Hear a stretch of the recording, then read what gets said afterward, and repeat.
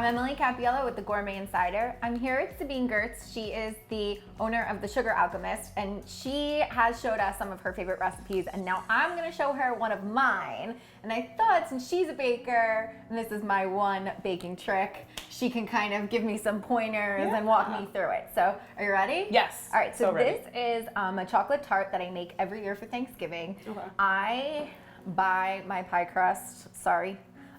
You can make your own. But I hustle. I work real hard. I don't have time to make a pie crust.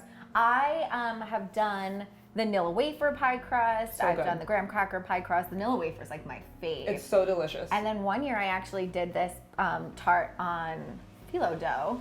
Nice. Which my sister really loved, but I didn't think there was enough chocolate to dough ratio. You live, you learn.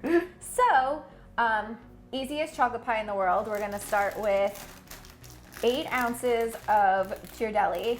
I use the Bittersweet, the 60%, just because it's really rich and really filling. You don't really need a huge bunch of this tart to fill you up, but that just is my favorite way to go for it. Sometimes I'll mix in some semi-sweet chocolate chips, but today I really want that like dark fall, like it's great with a glass of port wine, like a tawny port, like 10 year, 25 aged year. Love that. So I'm gonna put in 8 ounces of this.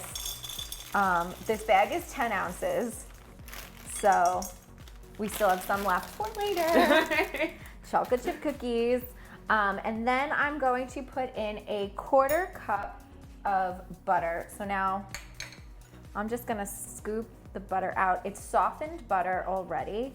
So I'm gonna just put the butter in here, nice and softened.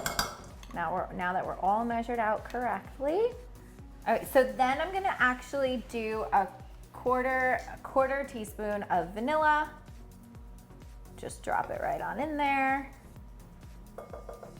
So I have some heated heavy cream. I have 1 1/4 cups of heated heavy cream, and I'm just gonna put it right in my bowl. Yum. Yeah. Are you ready? And I'm just gonna keep stirring this. That looks so good. Until the chocolate's like super melted.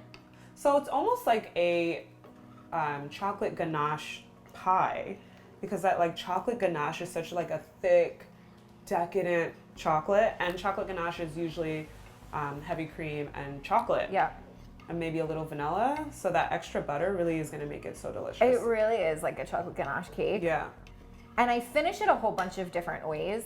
So sometimes my family, if I've really liked them that year and it's Thanksgiving, I will make fresh whipped cream and finish it with fresh whipped cream.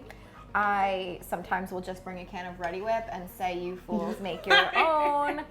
I've done it with berries, some raspberries. You can do it with strawberries. We don't do it with strawberries in my house because I'm actually allergic to them. Oh, so okay. I feel like it would be really great with some blueberries as well, or nice like blueberry compote on it. That sounds amazing. My favorite way to finish it though is just some really good sea salt on top. Yes, yes.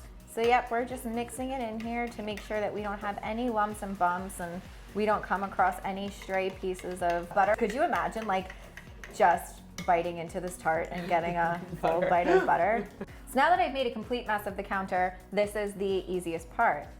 I am just going to pour this chocolate right on in to the pie, so good. to the filling.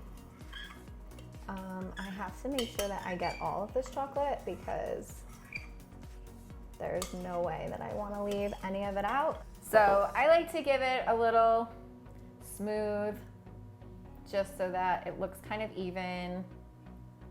So there we go, it's nice and smooth. And then I just pop this in the refrigerator for about 1.5 hours. If I'm pressed for time, I'll pop it in the freezer. It doesn't really do anything, different to it. So that's it, there's chocolate pie.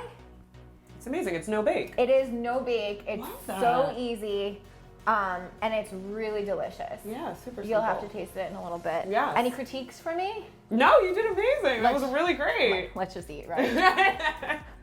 There are so many ways that you can top this. Like we said before, whipped cream was one, but caramel sauce, peanut butter sauce, But my favorite way is with some Jacobsen sea salt because it's coarse and it's great.